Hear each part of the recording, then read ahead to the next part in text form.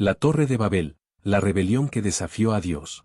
Después del gran diluvio que cubrió la tierra, la humanidad comenzó de nuevo a poblar el mundo bajo la descendencia de Noé y sus hijos. Dios había hecho un pacto con ellos, prometiendo que nunca más destruiría la tierra con agua, pero también les había dado una orden clara: fructificad y multiplicaos, y llenad la tierra. Sin embargo, el corazón del hombre es terco y pronto sus descendientes comenzaron a alejarse del mandato divino.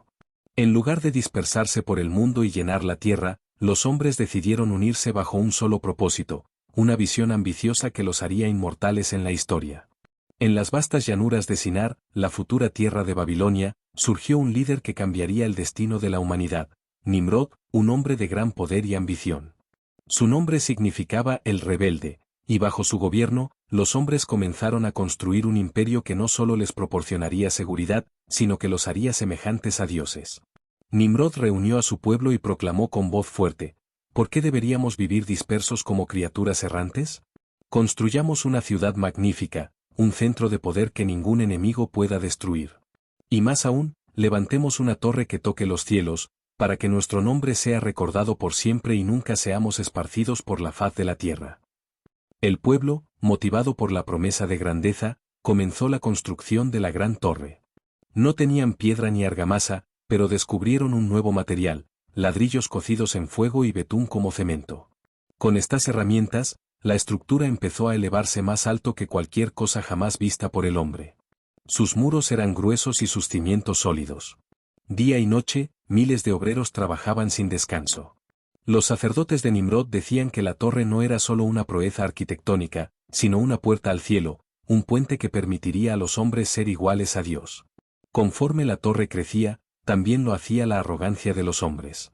Ya no temían a Dios, ya no veían la necesidad de depender de Él.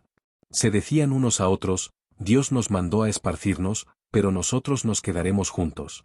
Nos mandó a confiar en Él, pero nosotros construiremos nuestro propio destino. Nos mandó a servirle, pero ahora nosotros seremos como Él. Se burlaban de las generaciones pasadas que habían sido destruidas por el diluvio y creían que esta torre sería su protección contra cualquier castigo divino. Estaban convencidos de que habían vencido los límites impuestos por el Creador. Pero Dios, desde lo alto de su trono, vio la soberbia del hombre. Observó cómo su unidad y su lenguaje común los llevaban a desafiarle sin temor.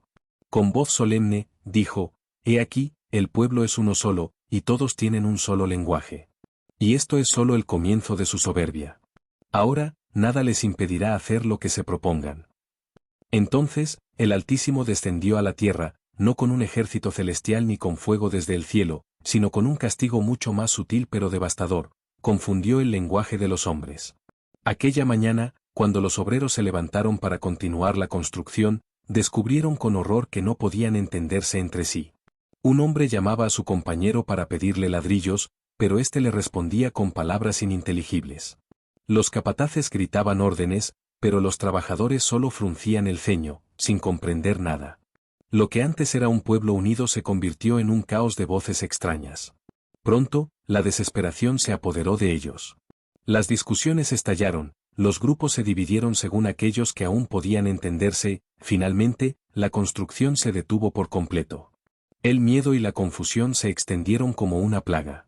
Sin la capacidad de comunicarse, la gente comenzó a separarse y a formar clanes que hablaban diferentes lenguas.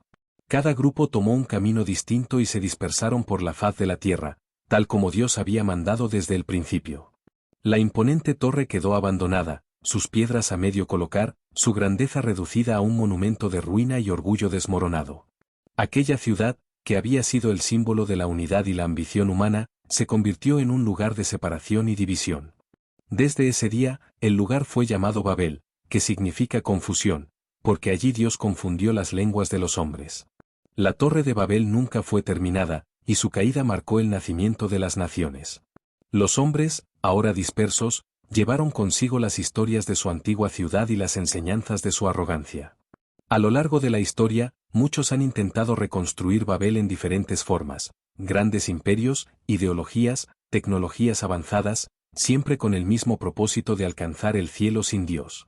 Pero todos han caído, uno tras otro, como testigos de que ningún poder humano puede desafiar al Creador sin consecuencias. Babel fue la primera gran rebelión después del diluvio, y su legado sigue vivo hasta el día de hoy. La pregunta es, ¿acaso la humanidad ha aprendido la lección? ¿O seguimos construyendo nuevas torres de Babel en nuestra era moderna, intentando alcanzar el cielo con nuestras propias fuerzas?